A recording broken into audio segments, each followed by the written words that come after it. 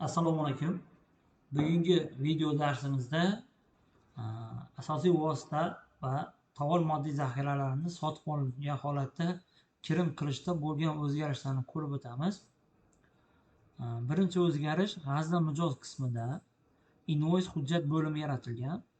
Bu hujjatda invoice.uzaspo.uz saytida sizlar qabul qilgan fakturalaringiz, g'aznadan tasdiqlangan fakturalaringizni ma'lumotlari integratsiya qilinib shu yerdan keladi. Birinchi sotib olingan tovar bo'lgandan keyin uni fakturasi bo'ladi. O'sha yerdan kirib turib hujjatini ko'rib tekshirish kerak. Kelgan tovarni kirim qilishdan oldin bu yerda ikkita qism yaratilgan: yuborilgan holatidagi fakturalar va qabul qilingan holatdagi. G'aznadan tasdiqlanib qabul qilingan holatdagi faktura bo'lsa, siz o'sha fakturani tanlab kirim qila olasiz hujjatingizga. Biz hozir bitta misol sifatida bitta dori-darmon hujjati bor, o'shani kirim qilib ko'ramiz. Lot raqamini qo'ysak, mana shu faktura tasdiqlangan, mahsulot yetib kelgan. Endi shuni kirim qilamiz. Bu hozir ko'rib o'tgan kirimimiz asosiy vositalarni kirim qilish tartibida va dori-darmon, tovar moddiy zaxiralarni kirim qilish tartibi bilan bir xil bo'ladi. Ba'zi bir bo'limlarda o'zgarish bo'lishi mumkin. Keyingi ikkinchi qilingan o'zgarish, hozir bu yerda faktura ko'rilgandan keyin haqiqatdan tasdiqlanganini bilganimizdan keyin asosiy vosita bo'ladi, tovar moddiy zaxirani, dori-darmon kirim bo'ladi. Kirim qilmasdan oldin uni hujjatini yaratish kerak bo'ladi. Uni hujjati ma'lumotlar qismida, tashkilot ma'lumotnomasida asosiy vosita bo'lsa asosiy vosita, tovar moddiy zaxira bo'lsa tovar moddiy zaxira. Hozir bizda dori-darmon bo'lgani uchun tovar moddiy zaxiraga uni hujjatini yaratishimiz kerak. Ikkinchi qilingan o'zgarish o'sha tovar moddiy zaxiralarda qilindi. Oldin bir xil nomdagi eski hujjatni tanlab kirim qilinaveradi. Ba'zida statyasi, xarajat moddasi xato ketgan holatlar ko'p uchragan.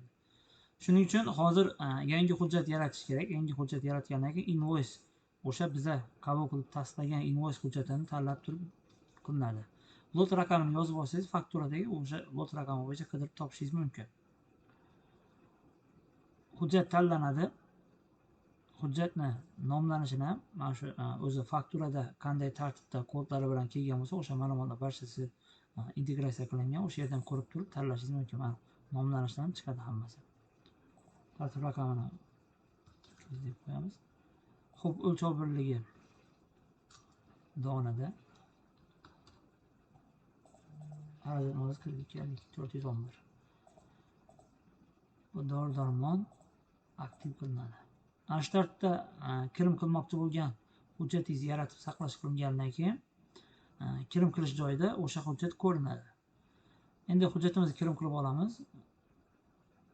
Dori-darmon hisobi, dori-darmon kirimiga kiramiz, hujjat yaratamiz. Sotib olindi.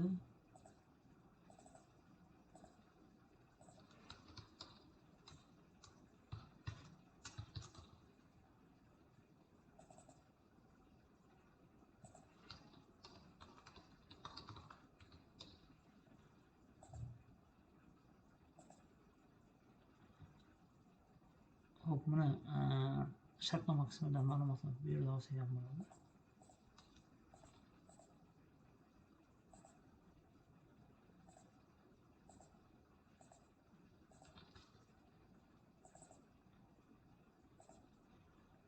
Shartnoma qismida bir nechtasi chiqishi mumkin. Bizga keraklisi lot raqamidan ajratib olsak bo'ladi. Mana shu lot raqami bo'yicha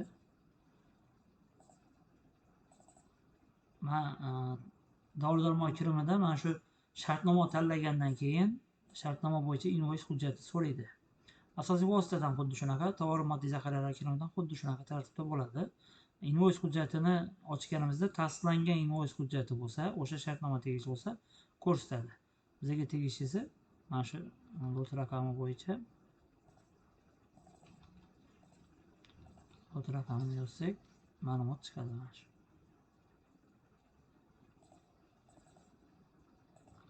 Summasi to'g'ri. Mana shu birinchi dori-darmon xarajatlari qismida, xarajat qismida invoice hujjati tanlanadi. Endi dorini o'zini kirim qilib olamiz.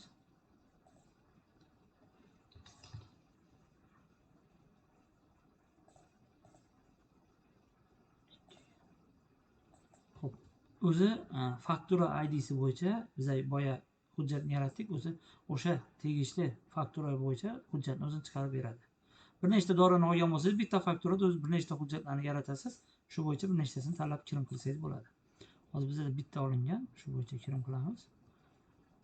Soni summasini fakturadan ko'rib kirim qilib olsangiz bo'ladi.